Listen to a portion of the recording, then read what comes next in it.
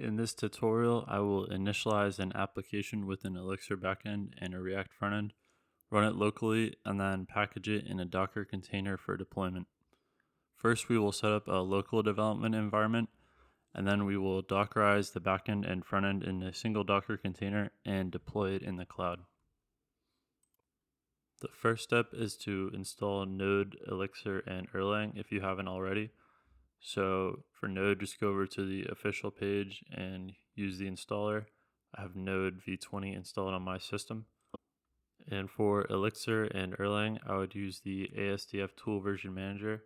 This will allow you to install any version of Elixir and Erlang and freely switch back and forth between them. So I would go to this guide and follow this to install ASDF. And once you have ASDF installed, you can use it to install Elixir and Erlang. So let me go back to my terminal and we can see that I have Elixir 1.15 and Erlang 24 installed on my system.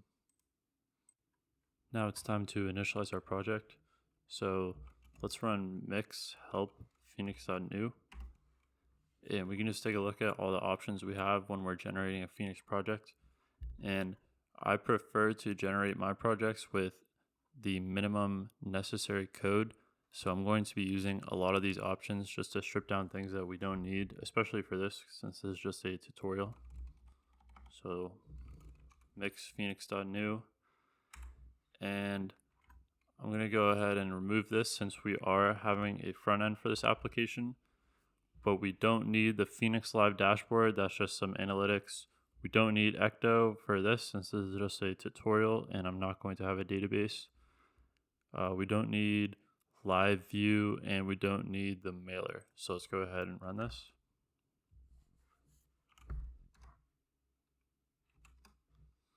And we can install our dependencies. Okay, our dependencies installed. Now let's try to run the server.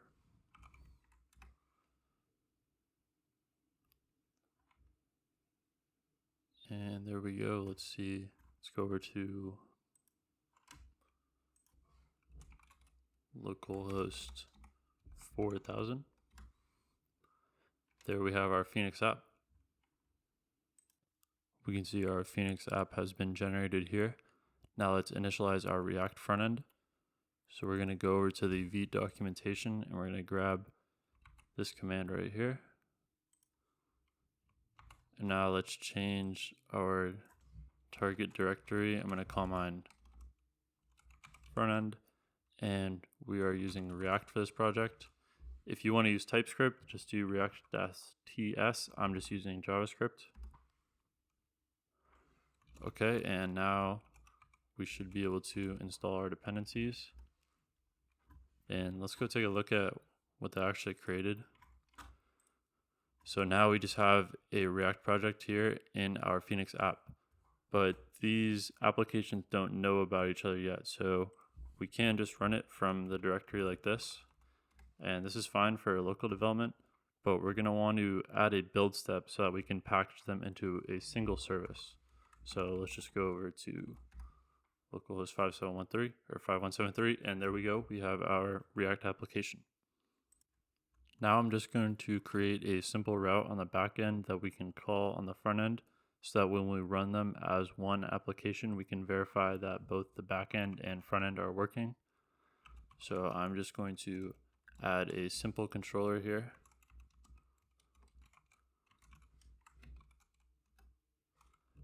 And in this, we are going to render a connection and we're going to call index in our JSON file.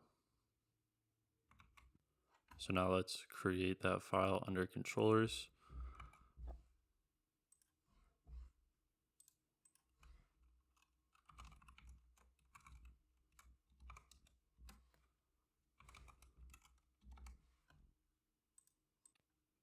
I've added this simple JSON here. You can see in our controller it is calling this file. Now head over to your router file and we're going to add an API route. So we're going to uncomment that. We're going to add a get/hello.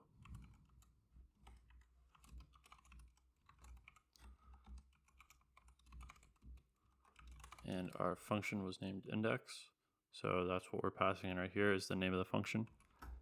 Now if we go back to our terminal, let's make a new tab. We're going to go back into our Phoenix directory and we're going to run the server. Now if we go over to localhost 4000/API/hello, no index. So this function is actually supposed to have a parameter. So since it's unused, we just prefix it with an underscore, but I think that's what our error was. There we go. Now we can see that our route is working.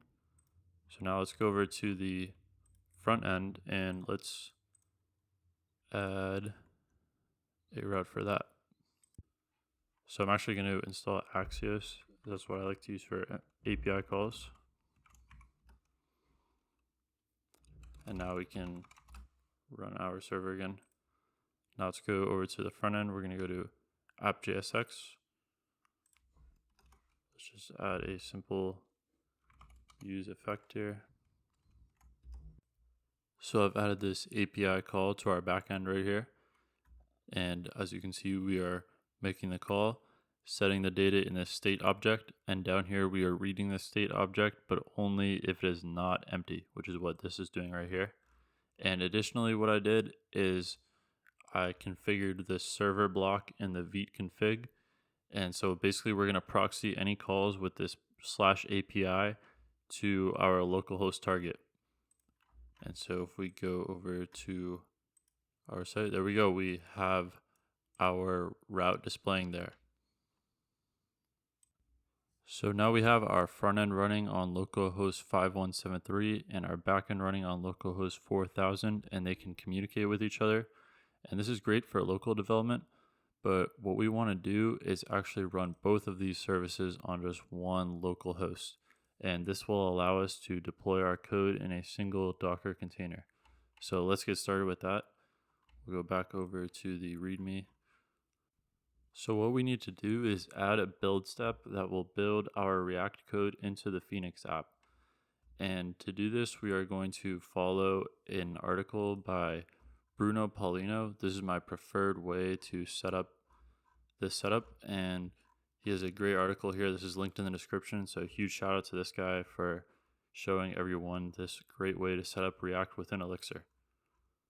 So what we are going to do is scroll down to right here where he is creating the mix task, and this is going to do exactly what I said. If you look at the actual code, it is going to install your dependencies from your front end directory, then it is going to build that code, and then it is going to copy that code with the cp command into your Phoenix directory. So I copy and pasted the code from his article into this new file under mix/task/webapp.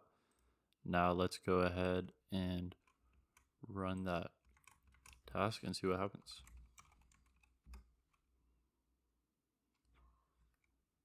So as we can see, it installed our dependencies, built our code, and it wrote it to this folder right here. So if we go into Phoenix under priv static, this is now our index.html for our React front end. The next thing we need to do is add this base path in the vite config. So we'll just go back up here and just go ahead and add this line right here. What this is going to do is tell vite that we want to create our code in this web app folder. Now we need to tell Phoenix that we have this new web app folder in our priv static.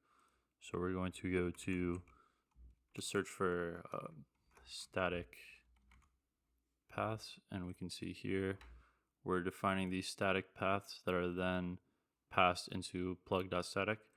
And so up here, we're just going to add our web app folder. Now we need to add a controller to serve our React code. So again, I'm going to use Bruno's code from his article. So let's scroll down to here. We can see he's doing that step we just did, updating the plug.static, as well as he's updated this as well. So again, thanks to this guy for this setup. And now we scroll down here where let's grab this controller that he's created. So I've added that code in this front end controller file, and make sure you update any module declarations and imports. Like make sure this matches the name of your application and make sure this also matches the name of your application. Now go over to your router file and we need to add a new scope to serve our front end code. So let's go back over to his article and let's just grab this /app scope and go over back to our router. We're going to add that. Again, make sure you update any of these to match your application name. And let's make sure our server has restarted there. And now if we go over to localhost 4000 /app, typo there. Okay, we're getting an error. Web app controller is undefined. I put the wrong name for the controller.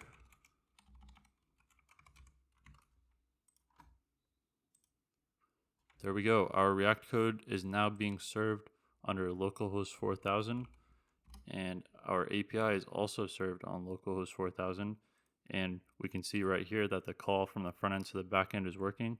So these services are now able to run and communicate with each other. Again, thanks Bruno for your article providing this step for us. The link will be in the description. And now the last step that we have is to actually Dockerize our application so that we can deploy it in the cloud. Now go over to your terminal and we are going to run mix phoenix.gen.release --docker. This is going to generate a Phoenix release, and a release is just a build of your code that can run on bare metal without any Elixir or Erlang installed. So it's basically just a binary. Like you can think of it as like a Go binary, for example, and you can run these commands here to run your code, and that all lives in this rel file. And also what that did for us is generate a Docker file here. And this Docker file is almost good enough from scratch just to run our code. We just need to add a couple steps up here to build our front end code. So we're going to integrate that mix web app command that we got from Bruno's article, and we're going to add that into our Docker file. So I went ahead and added these lines into my Docker file right here. And what we're doing here is we are first just copying all of our front end source code. And then these steps are installing Node on our image. So right here, this is our build image. So this is where we are building all our code. So what we want to do here is build our front end code. And that's what we added. And what it's doing down here is it's actually, where is it? Here it is actually running our release. So in this first build image, it's building our front end code and then building our back end code. And this was all generated by that command we run. All we had to add was this right here. And for this step, installing Node, what I did for that was I was following this guide here, how to install Node on Ubuntu. And again, I will have this linked in the description so you can go over here and just copy their code. And now if we go back, so once that code gets built, it will all be built into this release, and then it will be passed to this runner image. And this allows us to deploy an image that is smaller, because in our runner image we don't need Elixir and Erlang installed. As you can see in our runner image, it is just base Debian. And then if we scroll to the bottom, we can see that here it's actually running our release. So here we are almost ready to run our image. The last thing we need to do is generate a secret key base. So we're going to mix phoenix.gen secret 64. And now let's copy that value. And now let's go ahead and build our image. So we're going to docker build -t elixir react is what I'm going to call this image. One more thing with the Docker file, you need to make sure that the versions that are generated in your Docker file actually exist as a real image. So if you go over to Docker Hub under hexpm/elixir, you can enter your Elixir and Erlang versions in this filter right here, and make sure that the versions you're using exist in one of these images. So I'm actually going to grab this Erlang version right here and put that in my Docker file, because my Docker file generated with an Erlang version combo with Elixir version that actually doesn't exist on an image. So I've updated my Docker file to use Elixir and Erlang versions that actually have an existing image. And now one more thing we got to do is go over to this first command where we're installing some system dependencies, and we're going to add these 3 dependencies right here so that we can actually build our image. And as you can see here, I got an image because I didn't have curl installed when I tried to build the image. So now let's try that again. And I added this no cache just so it builds from scratch.